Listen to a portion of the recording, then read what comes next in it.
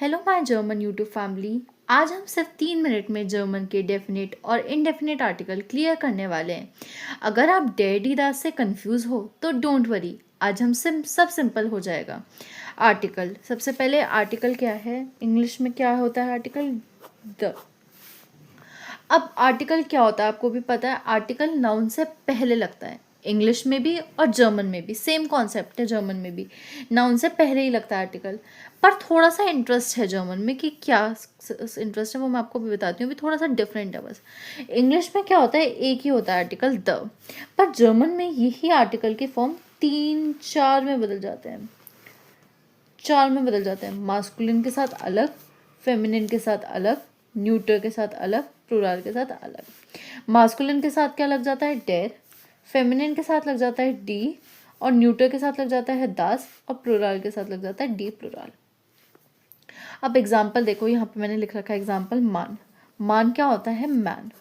अब इंग्लिश के according man क्या है, और जर्मन के अकॉर्डिंग, इंग्लिश के अकॉर्डिंग भी ये मास्कुलिन है, मतलब मेल है, तो इसका आर्टिकल जर्मन के अकॉर्डिंग क्या लग जाएगा, डेर। और अब मैं आपको साथ के साथ इंडेफिनेट आर्टिकल भी बता देती हूँ। इंडेफिनेट आर्टिकल ए एन होता है इंग्लिश में, जर्मन में ये आइन आइना आइन होता है।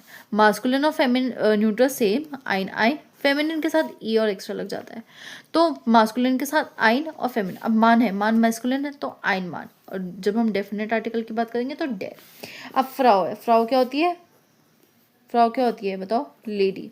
तो लेडी क्या हुई इंग्लिश के अकॉर्डिंग, फेमिनिन, तो डी फ्राउ जर्मन में, और आइना फ्राउ इनडेफिनेट आर्टिकल में। ऐसी न्यूटन में। अब देखो किड, किड क्या होता है, चाइल्ड, तो दास किड और आइन किड। अब मैंने आपको एग्जांपल दिया गेशविस्टर, ये मैंने आपको, जब मैं आपको फैमिली वाली चीज़ बताई थी तब मैंने आपको समझाई थी गेशविस्टर। गेशविस्टर मतलब क्या होता है, सिबलिंग्स, सिबलिंग्स होता है गेशविस्टर मतलब। तो जर्मन में क्या हुआ, डी प्लूरल, 2 जने हो गए तो डी प्लूरल। और हम जब इनडेफिनेट आर्टिकल की बात करते हैं तब, अब हम इंग्लिश में भी तो जब प्लूरल होता है, 2 जने होते हैं, तब ए एन यूज़ नहीं करते, तो जर्मन में भी यही चीज़ है। तो आप सबको समझ आ गया होगा कि नाउन से पहले इंग्लिश में भी, चाहे इंग्लिश हो चाहे जर्मन हो, उनसे पहले आर्टिकल लगता है द। अब आप बस ये टेबल याद कर लो, मास्कुलिन के साथ डेर, फेमिनिन के साथ डी, न्यूटर के साथ दास, प्लूरल के साथ डी प्लूरल। में बताओ गर्ल का आर्टिकल डेफिनेट और इनडेफिनेट आर्टिकल क्या होगा। और अगर आपको ये वीडियो हेल्पफुल लगी हो तो प्लीज़ लाइक, शेयर और सब्सक्राइब ज़रूर करना।